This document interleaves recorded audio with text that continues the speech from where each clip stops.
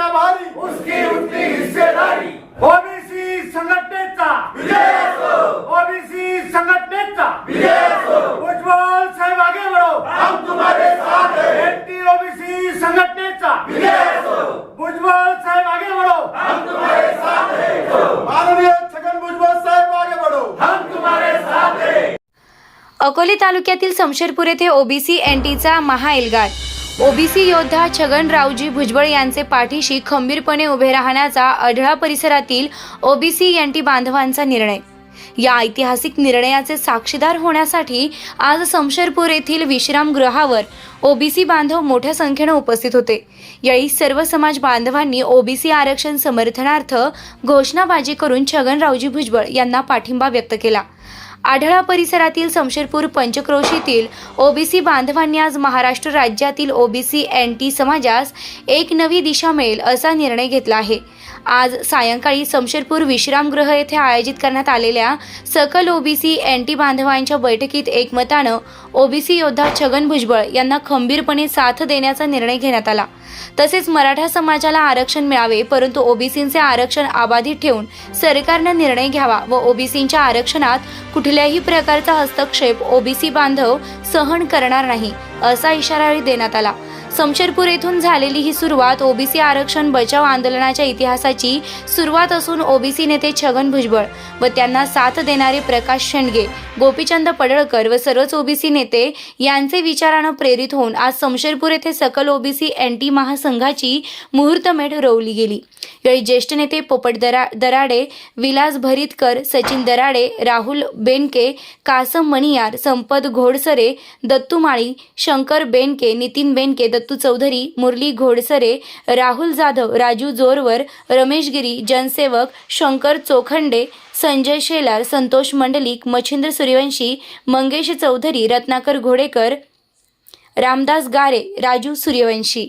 आज संपूर्ण महाराष्ट्रामध्ये जे ओबीसीचं आणि एनटीचं आरक्षणाच्या संदर्भामध्ये जो धुमाकूळ चाललाय, धुमाकूळ म्हणता येणार नाही. त्याचं कारण असं की जे आरक्षण आहे त्या आरक्षणामध्ये इतर जण घुसखोरी करू पाहत आहेत. आमचं म्हणणं असं आहे की त्यांना आरक्षण द्या, त्या आरक्षणाला आमचा विरोध नाही, पण एनटी आणि ओबीसी मध्ये इतर जणांची कोणाची घुसखोरी होऊ नये.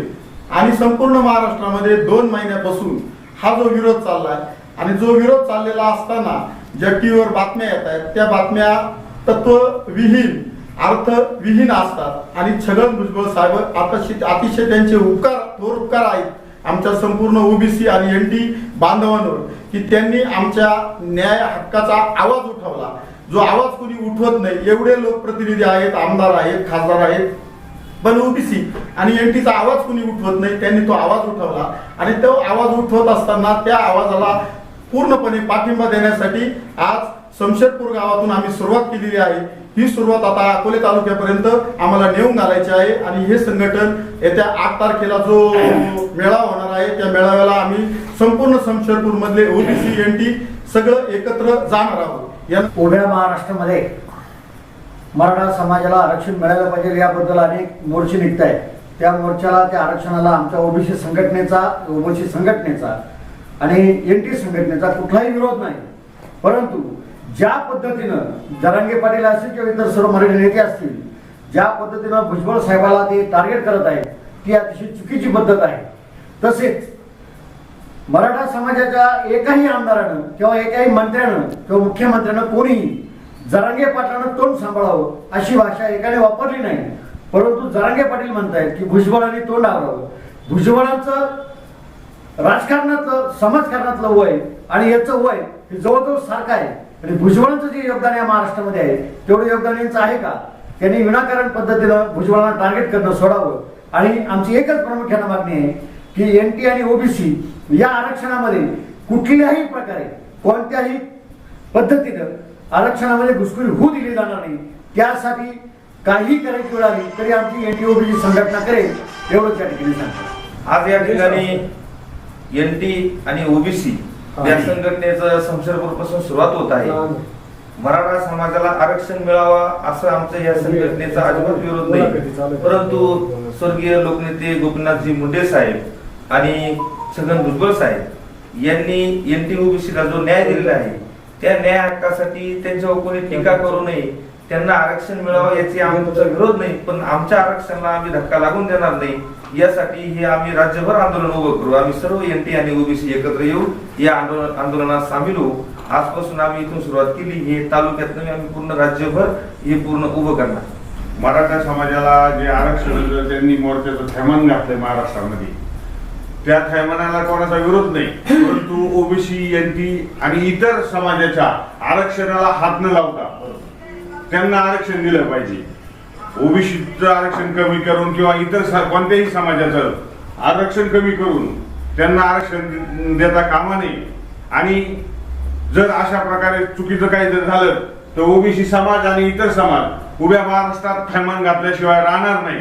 आणि इतर समाजाचा आणि ओबीसी समाजाचा जो उमेदवार असेल त्याच्या पाठीमागे इतर समाजाची माणसं उभे राहतील आणि एकमताने त्या उमेदवाराला निवडून देतील. आणि जे आरक्षण द्यायचंय ते मराठी समाजाला त्याला सेपरेट दिलं पाहिजे असं सर्व ओबीसी समाजाचा आणि इतर समाजाची इच्छा आहे. आणि याचा सर्व राजकीय नेत्यांनी याचा विचार करावा, याच्यावर निर्णय घ्यावा, नाही तर एल्गार मोर्चा ओबीसीचा आणि एनटीचा आणि इतर समाजाचा उभा राहिल्याशिवाय राहणार नाही. ओबीसी एनटी महासंघाचा ओबीसी एनटी महासंघाचा उद्या चालू असलेलं जरांगे पाटलांचं उपोषण आणि जरांगे पाटलांच्या सभा, आणि त्यांचं म्हणणं असं आहे की आम्हाला आरक्षण मिळालं पाहिजे, आरक्षण मराठ्यांना मिळालं पाहिजे, याच्याशी आमच्या ओबीसी एनटी संघटनेचं कुठल्याही प्रकारचं दुमत नाही. पण आमचे नेते भुजबळ साहेब असतील, स्वर्गीय गोपीनाथजी मुंडे साहेब असतील, यांना आज जे महाराष्ट्रामध्ये एक सभा केली किंवा त्यांच्या बोलण्यावरती वेगवेगळ्या प्रकारचे जे काही आरोप केले जात आहेत त्यांचं निश्चितपणाने या ठिकाणी ओबीसी आणि एनटी तर्फे खंडन केलं जाईल. ओबीसी मध्ये 350 जाती आहेत. 350 जाती असल्यामुळे जवळजवळ 52 ते 54% हा ओबीसी समाज या ठिकाणी आहे. असलेलं जे आरक्षण आहे त्या आरक्षणामध्येच आमच्या लेकरांना काही मिळत नाही, आणि त्याच्यामध्ये जर पुन्हा जाऊन जर आमच्याकडे जर या ओबीसी मध्ये जर सामील झाले तर कोणालाच काही मिळणार नाही असं स्टेटमेंट आपल्या भुजबळ साहेबांनी सुद्धा केलेलं आहे. आणि मग आरक्षणच मिळणार नसेल तर आमच्याही लेकरांनी आणि तुमच्याही लेकरांनी जायचं कुठं? म्हणून आमचं म्हणणं एवढंच आहे की भुजबळ साहेब आमचे नेते आहेत आणि आमची आज या ठिकाणी बैठक झाली आणि या बैठकीत आम्ही निर्णय घेतला की संपूर्णपणे आमचे ओबीसी आणि एनटी हे सर्व या ठिकाणी भुजबळ साहेबांना पाठिंबा देण्यासाठी आम्ही एकत्र आलेलो आहोत. आणि भविष्यामध्ये जर आमच्या ओबीसी आरक्षणाला कोणी धक्का लावत असेल तर त्याच्यासाठी आम्ही निश्चितपणाने महाराष्ट्रभर ही आंदोलनाची चळवळ आम्ही सुरू करू. आणि 52 ते 54% जो आमचा ओबीसी आणि एनटी आहे ते संपूर्णच्या संपूर्ण लोक भुजबळांच्या पाठीमागे उभं राहून आम्ही महाराष्ट्रामध्ये निश्चितपणाने हा एल्गार उभा करू. आमचं म्हणणं हेच आहे की मराठ्यांना आरक्षण मिळालंच पाहिजे, शासनाने ते द्यावं, त्याबद्दल आमचं अजिबात दुमत नाही, पण आमच्या ओबीसी एनटीच्या आरक्षणाला धक्का न लावता द्यावं एवढंच आम्ही या ठिकाणी सांगतो आणि थांबतो. जय हिंद. जिसकी जितनी संख्या भारी उतनी उसकी हिस्सेदारी, जिसकी जितनी संख्या भारी उतनी उसकी हिस्सेदारी. आज समशेरपूर येथे ओबीसी एनटी जे ओबीसी एनटीचं जे आरक्षण आहे किंवा जे आमच्या ताटातलं वाढलेलं कोणतरी हिसकवण्याचं काम करत आहे आणि हे आमच्या ताटातलं आम्ही हिसकवून देणार नाही. यासाठी सर्व समशेरपूर गावातील ओबीसी एनटी नेते एकत्र आले आणि हेच आवाज आम्ही तालुक्यात उठून तालुक्यातील ही चळवळ जागे करणार आहेत. आणि तालुक्यातील माझ्या सर्व ओबीसी एनटी बांधवांना आव्हान आहे की बाबांना आपल्या ताटातलं हिसकू राहिले तेव्हा जागे व्हा आणि आपल्या ताटातलं जे जेवण आहे ते आपण राखलं पाहिजे, ही आपली माझी आणि आमच्या सर्व कार्यकर्त्यांची प्रामाणिक इच्छा आहे. आमच्या कोणत्याही समाजाला किंवा मराठी समाजाला त्यांच्या आरक्षण आमचा अजिबात विरोध नाही. त्यांचं आरक्षण कशा पद्धतीने द्यायचं ते सरकारने करावं, पण त्या राज्यकर्त्यांना माझी विनंती आहे की आमच्या ताटातलं कोणाला देऊ नको एवढेच मी कळकळीने सांगतो. जर तुम्ही द्याल तर मात्र अख्खा महाराष्ट्र ओबीसी एनटी समाज पेटवल्याशिवाय राहणार नाही. आणि जे काही परिणाम होतील हे तुम्ही सहन करा, त्याला आम्ही जबाबदार राहणार नाही होणाऱ्या परिणामाला. एवढंच मी कळकळीने तुम्हाला आव्हान करतोय. जय हिंद, जय भारत. ओबीसी एकजुटीचा, ओबीसी एनटी एकजुटीचा.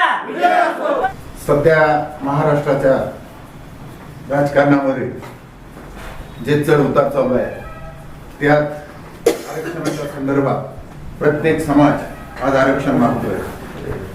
बाबासाहेबांनी दिलेल्या घटनेनुसार कुठल्याही आरक्षित माणसाला धक्का न लागता नव्यानं जर कायद्यात बसत असेल असं आरक्षण त्या समाजाला देत असेल तर त्याला कुणाचाही विरोध नाही.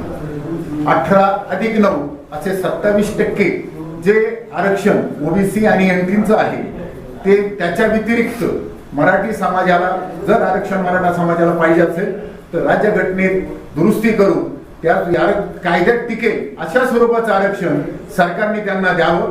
परंतु ओबीसी आणि एनटीच्या हक्कावर कुठल्याही प्रकारची गदा पोचू न देता त्यांच्यावर कुठलाही अन्याय न करता त्यांना आरक्षण द्यावं असे आमची ओबीसी समाजाची मागणी आहे. आणि या मागणीसाठी आज प्रथमतः महाराष्ट्रामध्ये ओबीसीचे नेते आदरणीय भुजबळ साहेब यांनी जो आवाज उठवला त्या आवाजाला आम्ही सर्व ओबीसी समाजाचा आणि एनटी समाजाचा त्यांच्याबरोबर आम्ही आहोत. त्यांना आमचा पूर्ण पाठिंबा आहे. आणि या लढाईमध्ये ओबीसी समाजाच्या आणि एनटीच्या साठी जे काही निर्णय घ्यावे भुजबळ साहेबांनी घेतील ते निर्णय अंमलात आणण्यासाठी संपूर्ण महाराष्ट्रामध्ये इतर ओबीसी समाज हा तयार आहे. हे इतरांनीही लक्षात घ्यावं. राज्यकर्त्यांनी न्याय देत असताना एकाला न्याय देत असताना दुसऱ्यावर अन्याय होणार नाही याची दक्षता राज्यकर्त्यांनी घ्यावी. ती त्यांची जबाबदारी आहे. आणि या जबाबदारीसाठी वेगवेगळे प्रसंगी भुजबळ साहेबांना जर कुणी त्रास देत असेल तर त्यांच्या पाठीमागे हा या राज्यातला 54% असणारा 52% असणारा ओबीसी समाज खंबीरपणे उभा आहे. हे सर्वांनी लक्षात घ्यावं. हेच माध्यमातून आम्ही आज सांगू इच्छितो. आणि यापुढे भविष्यात सर्व हा ओबीसी आणि एनटी समाज एक संघ बनेल. या पुढल्या सगळ्या कार्यक्रमांना भुजबळ साहेबांच्या कार्यक्रमांना हजर राहील याही आम्ही सूचित करतो.